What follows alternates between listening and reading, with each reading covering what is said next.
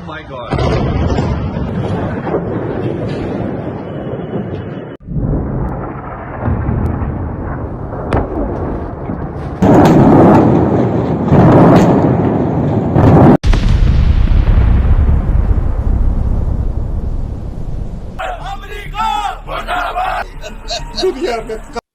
भारत में कुछ लोग हैं, कुछ नेता, कुछ एक्टिविस्ट जो इन दिनों खामनेई की मौत पे आंसू बहा रहे हैं, ईरान के लिए रो रहे हैं और बच्चों से ये कहलवा रहे हैं कि ईरान के लिए लड़ने जाएंगे।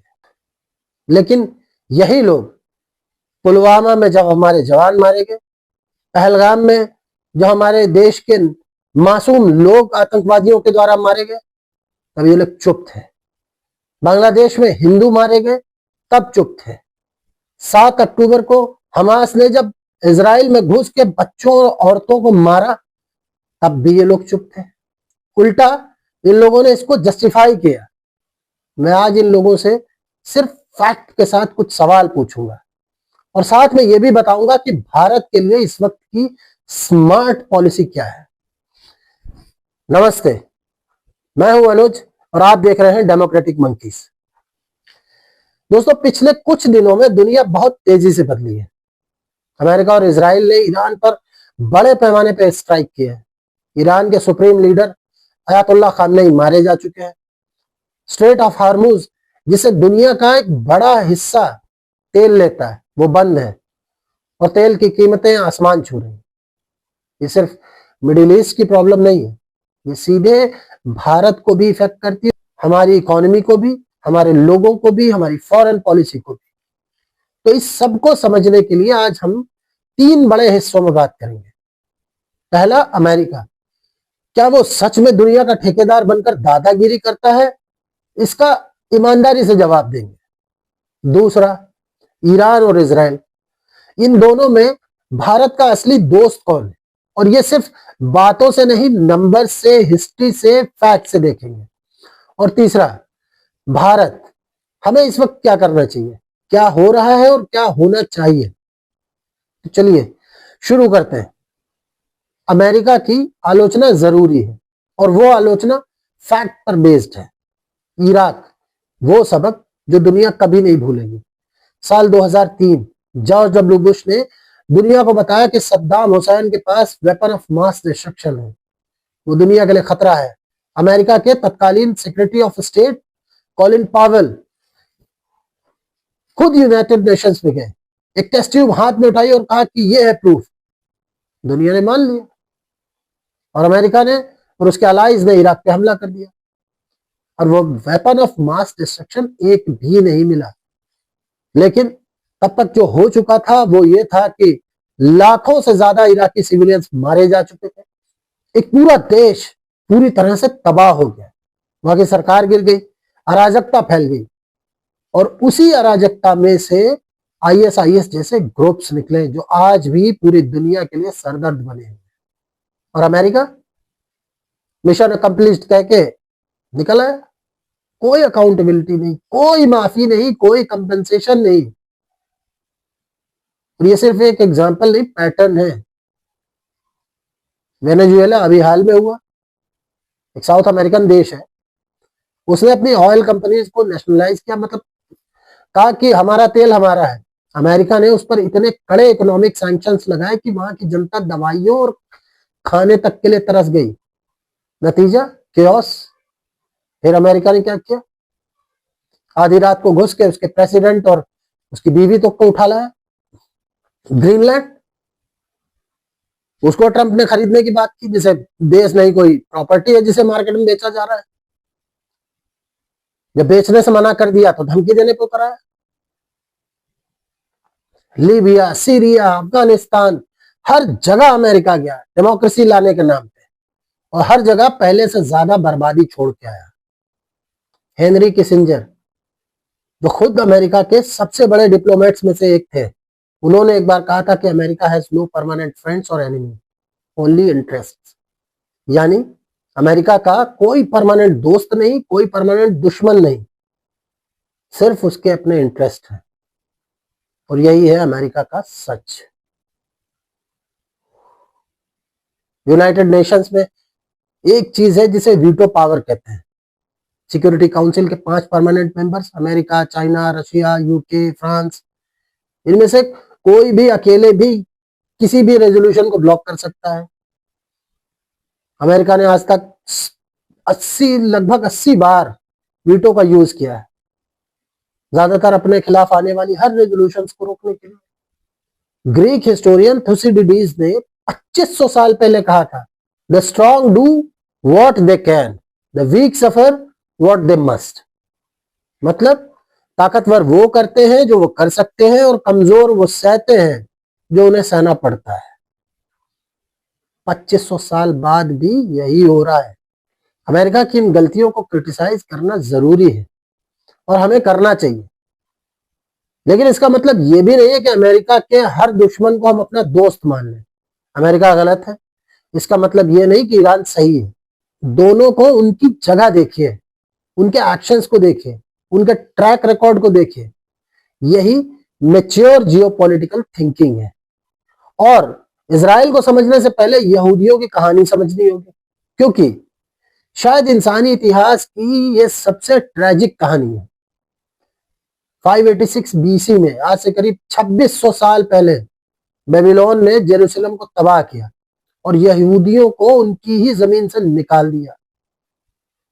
फिर 70 एडी में रोमन्स आए, फिर से आके उन्होंने सब कुछ तबाह कर दिया। 1492 में स्पेन ने इंक्विजिशन के नाम पर यहूदियों को देश से निकाल दिया। रशिया और यूरोप में सदियों तक यहूदियों पर अत्याचार हुआ, यानी ऑर्गेनाइज्ड मैस्कर, जिनको पोग्राम्स कहा। यहां यहूदियों के पूरे गांव जला दिए जाते थे। और फिर आया होलोकास्ट। एडोल्फ हिटलर ने एक सिस्टमैटिक इंडस्ट्रियल स्केल जेनोसाइड को अंजाम दिया। 60 लाख यहूदी मारे। जी हाँ, 60 लाख। गैस चैम्बर्स में, कंसंट्रेशन कैंप्स में, फायरिंग स्क्वाड से। 2000 साल तक कोई घर नहीं था इनके पास। पूरी दुनिया में भटकते रहे, हर जगह आउटसाइडर, हर जगह टारगेट। 1948 में इतनी तकलीफों के बाद इजराइल बना, और उसी दिन, लिटरली उसी दिन 5 अरब देशों ने मिलकर उस पर हमला कर दिया। आज भी इजराइल सिर्फ 22,000 स्क्वायर किलोमीटर का देश है।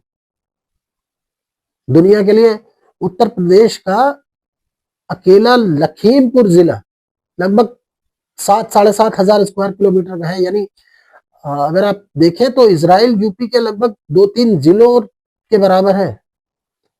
और चारों तरफ से उसके वो देश हैं, जो वो ग्रुप्स हैं जो उसको नक्शे से मिटा देना चाहते हैं। ये कंटेक्स्ट समझना जरूरी था। अब आते हैं भारत पे। भारत और इजराइल की दोस्ती पे बहुत सारे फैक्ट्स हैं, कुछ एक मैं गिना देता हूँ। 1999 पाकिस्तान ने कारगिल में घुसपैठ की, उससे पहले बात कर लेते हैं। 1962 हो, 1971 हो, बिना मांगे, बिना किसी कंडीशंस को लगाए इजराइल ने हमेशा भारत की मदद की। 1999 कारगिल वॉर के टाइम पाकिस्तान ने कारगिल में घुसपैठ की। भारतीय सेना को पहाड़ पे बैठे दुश्मन को हटाना था। हमारी सेना नीचे थी, वो ऊपर बैठे थे। इसके लिए जरूरत क्या थी? Laser guided missiles, laser guided bombs, UAV drones, thermal imaging system की। भारत ने बहुत सारे देशों से मांगा था। ज्यादातर ने या तो मना कर दिया था या फिर टाइम से सप्लाई नहीं दी थी। इजराइल ने इमरजेंसी बेसिस पे बिना किसी पॉलिटिकल कंडीशन के सब कुछ दिया था। बराक मिसाइल्स दिए, सर्चर्स और हेरोन ड्रोन्स तक दिए भारत को इजराइल ने। ये वो दोस्ती है जो एक्शंस में दिखती, सिर्फ स्पीचेस में नहीं दिखती। ऑपरेशन सिंदूर के टाइम इजराइल ने हेरोप लॉइटरिंग म्यूनिशन ड्रोन्स, जिन्हें कामकाजी ड्रोन्स भी कहते हैं, वो भी दिए। इन्होंने पाकिस्तान की एयर डिफेंस को पूरी तरीके से इफेक्टिवली न्यूट्रलाइज किया। ये ड्रोन्स खुद रडार को डिटेक्ट करते हैं, उस पर जाके गिर जाते हैं। रियल टाइम इंटेलिजेंस शेयर हुई थी इजराइल और इंडिया के बीच में, और रिजल्ट सबने देखा है। दोस्तों, यहाँ पे कुछ नंबर्स है जो इस दोस्ती की गहराई बताते हैं। इजराइल आज भारत का तीसरा सबसे बड़ा डिफेंस सप्लायर है, अमेरिका और रशिया के बाद। पिछले 10 सालों में दोनों देशों के बीच डिफेंस ट्रेड 1 बिलियन से बढ़कर 2.5 बिलियन सालाना हो गई। भारत के पास इजराइल के हेरॉन, सर्चर और हेरोप ड्रोन्स हैं। हेरोप ड्रोन्स की खासियत यह है कि वो 1000 किलोमीटर तक उड़ सकता है, रडार को खुद डिटेक्ट करता है और उसको खुद जाके तबाह करता है। भारत में इसके 100 से ज्यादा यूनिट्स ऑपरेट किए हैं। मिसाइल सिस्टम की बात करें तो बराक 8 मिसाइल सिस्टम, जो इंडियन नेवी, एयरफोर्स दोनों यूज करते हैं। ये इंडो इजराइल ज्वाइंट डेवलपमेंट की खोज है। इसकी रेंज लगभग 70 से ऑलमोस्ट 100 किलोमीटर के आसपास है। ये एक साथ कई टारगेट्स को इंगेज कर सकती है। इस पर दोनों देशों ने मिलकर लगभग आई थिंक $350 मिलियन के करीब $350 मिलियन इन्वेस्ट किए हैं।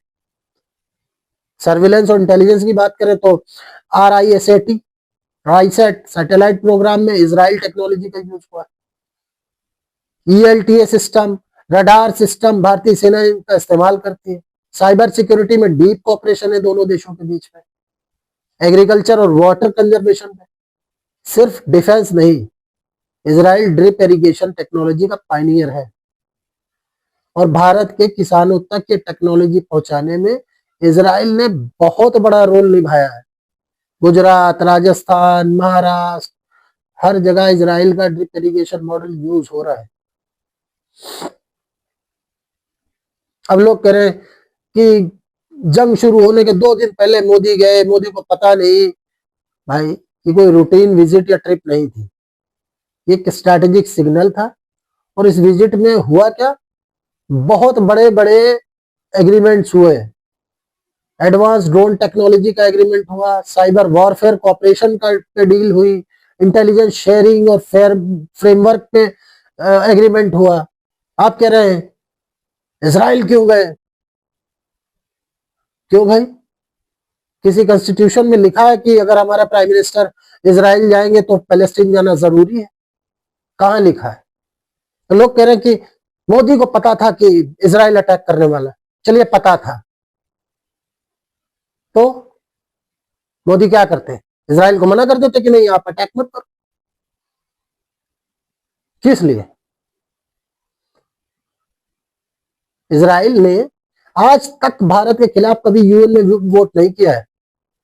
कश्मीर पे हमेशा इजराइल भारत के साथ रहा है। कश्मीर के इशू पे हर मुसीबत के टाइम इजराइल भारत के साथ खड़ा रहा है। ये दोस्ती कोई कागजी नहीं है, ये जमीन पे, बैटल ग्राउंड पे टेस्ट की हुई फ्रेंडशिप है। और अगर आप दूसरी तरफ ईरान की बात करें तो मैं कोई मतलब ईरान के साथ मेरी कोई हेट्रेड नहीं है, केवल फैक्ट्स की बात कर रहा हूं। 99 कारगिल के टाइम पाकिस्तान ने हमला किया, ईरान पाकिस्तान के साथ खड़ा था। कश्मीर इशू पे, जो कि भारत का इंटरनल मैटर है, ईरान ने कभी भी भारत का साथ नहीं दिया। ऑर्गेनाइजेशन ऑफ इस्लामिक कोऑपरेशन में हमेशा पाकिस्तान की भाषा बोली है ईरान ने। चाबहार पोर्ट, जिसमें भारत ने इन्वेस्ट किया है, जब अमेरिका ने ईरान पर सैंक्शन लगाया तो ईरान ने भारत को एक बहुत अनकंफर्टेबल पोजीशन में डाला था। भारत को डिप्लोमेटिकली जगलिंग करनी पड़ी थी उस टाइम। ये दोस्ती कन्वीनियंस पे टिकी है, वैल्यूज पे नहीं। 2022 में ईरान ने क्या किया? महसा अमीनी याद है? 22 साल की एक लड़की, आरोप लगा कि हिजाब ठीक से नहीं पहना। तेहरान की मोरालिटी पुलिस, उसी खामनेई की पुलिस ने उसको हिरासत में लिया और इतना टॉर्चर किया कि वो मर गई। पूरे ईरान में प्रोटेस्ट फूट पड़े, लाखों लोग सड़क पे आए, सबका एक ही नारा, वुमेन लाइफ फ्रीडम। क्या हुआ? उन प्रोटेस्ट करने वालों तक को मरवा दिया, गोलियां मरवा दी, हजारों लोग मारे गए, हजारों गिरफ्तार हुए, उसमें जर्नलिस्ट, लॉयर, स्टूडेंट, सब तो थे। कुछ को तो पब्लिकली फांसी दी गई क्रेन पे लटका के। और खामनेई ने इस सब पर क्या कहा? उसने कहा कि प्रोटेस्ट जो है वो फॉरेन कंस्पिरेसी है और औरतों को ड्रेस कोड फॉलो करना उनकी रिलीजियस ड्यूटी है। ये है वो इंसान जिसके लिए भारत में कुछ लोग आंसू बहा रहे हैं। हमास, जिसने 7 अक्टूबर को इजराइल पे हमला किया, हजारों बेगुनाह औरतों बच्चों को मार दिया, सैकड़ों को किडनैप किया, उसको ईरान फंड करता है, ट्रेन करता है, हथियार देता है। हिजबुल्लाह लेबनान का वो मिलिटेंट ग्रुप जो पूरे इलाके में दहशत फैलाता है, टेरर फैलाता है, ईरान का सबसे करीबी प्रॉक्सी है। हूथी यमन में जो लाल सागर में जो ग्रुप जहाजों को अटैक करता है, जिसने पूरी ग्लोबल ट्रेड को डिसरप्ट किया, उसको भी ईरान सपोर्ट करता है। ये रेजिस्टेंस नहीं है, ये स्टेट स्पॉन्सर्ड टेररिज्म है। ये बात समझनी बहुत जरूरी है कि ईरान ने मिसाइल और ड्रोन सिर्फ इजराइल पे नहीं दागे, उसने यूएई पे अटैक किया, सऊदी अरब पे अटैक किया, कुवैत, कतर, बहरीन, जॉर्डन, सब 14-15 देशों पर अटैक किया। ये सब मुस्लिम मेजोरिटी कंट्रीज है, ये सब न्यूट्रल थे, इन्होंने ईरान पे कोई अटैक नहीं किया था। पहले सिर्फ 3 दिन में कुवैत ने 178 बैलिस्टिक मिसाइल और 384 ड्रोन्स को इंटरसेप्ट किया था। यूएई ने लगभग 170 मिसाइल्स और 650 से ज्यादा ड्रोन्स। उसके बावजूद कई हिट हुए, दुबई के आइकॉनिक लैंडमार्क्स को नुकसान हुआ, बहरीन, कतर, सबने सैकड़ों मिसाइल्स और ड्रोन्स को इंटरसेप्ट किया, बहुत सारे हिट हुए। सऊदी अरब की कैपिटल रियाद तक पे इसमें हमला हुआ। तब सऊदी अरब ने कहा था कि ईरान ने इस्लामी और अरब देशों का सारा गुडविल खो दिया। तो जो लोग ये कह रहे हैं ना कि मुसलमान होने के नाम पे उस पर जुल्म हो रहा है ईरान पे, उनसे बस एक सवाल पूछिए आप, क्या ये जो बाकी देश हैं ये मुस्लिम कंट्रीज नहीं है? इनमें मुसलमान नहीं रहते? या जो लगभग 1 करोड़ 90 लाख से 1 करोड़ हिंदुस्तानी रहते हैं, उसमें बड़ी संख्या में मुसलमान है, क्या वो मुसलमान नहीं है? उनकी जान की परवाह नहीं होनी चाहिए? उनकी सुरक्षा की जिम्मेदारी भारत सरकार को नहीं देखनी चाहिए? अब मैं सीधे उन लोगों से बात करना चाहता हूं जो इन दिनों खामनेई के लिए बड़ा रो रहे हैं, बहुत दुख दिखा रहे हैं। मैं ये नहीं कह रहा हूं कि आप किसी के लिए दुख मत दिखाइए या किसी के लिए सिंपैथी मत रखिए, लेकिन जब ये जो आपकी जो सिंपैथी है ना, जब ये आपका ये जो आप दुख प्रकट करते हैं, वो जब सेलेक्टिव होता है तो वो दुख नहीं रहता, वो पॉलिटिक्स बन जाता है। जब पहलगाम में भारतीय टूरिस्ट को टेररिस्ट ने निशाना बनाया था, तब कहां थे ये लोग? जब लोगों को धर्म पूछ के मारा गया था, चुप थे। बांग्लादेश में हिंदू माइनॉरिटीज पर लगातार हमले होते चले आ रहे हैं, मंदिर जलाए गए, लोगों को जिंदा जला दिया गया, तब कहां थे ये लोग? तब क्यों चुप थे? तब दुख नहीं दिखाई दिया था? और किसी ने पूछ लिया, एक जर्नलिस्ट ने पूछ लिया तो कहते हैं बांग्लादेश से हमें क्या मतलब? बांग्लादेश से मतलब नहीं है, वो बाहर दूसरा देश है। ईरान आपके बाप का देश है? ईरान आपके खालू का देश है? उससे किस बात का मतलब है? ईरान से कौन सा रिश्ता है?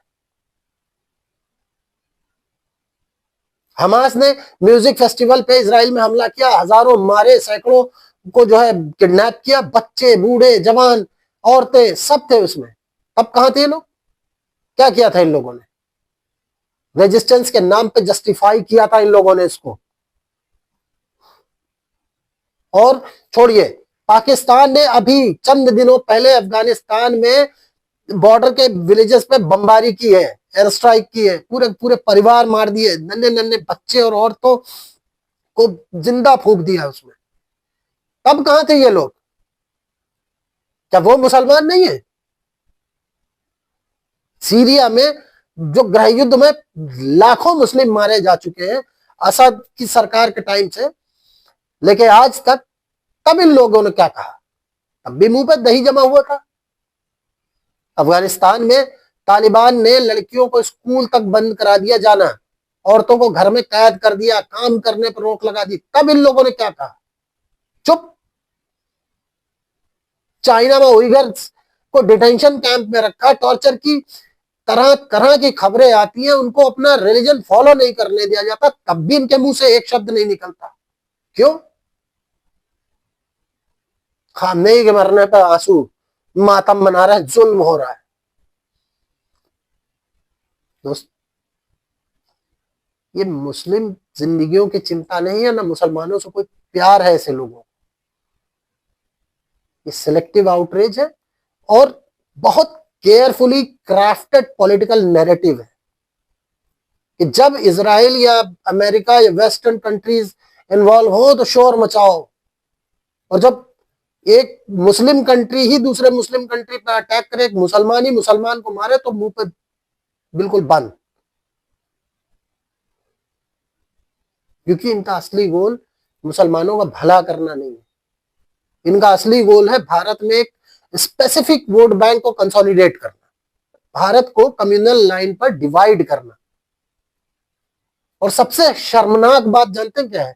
कि बच्चों से कहलवाना कि ईरान से लड़ने जाएंगे और मोदी मर जाए और इसराइल को चाकू मार देंगे, इसराइल को मार बर्बाद कर देंगे। ये वही तरीका है जो रेडिकल ग्रुप्स यूज करते हैं, मासूम बच्चों और औरतों को ढाल बनाते हैं, प्रोपेगेंडा टूल बनाते हैं।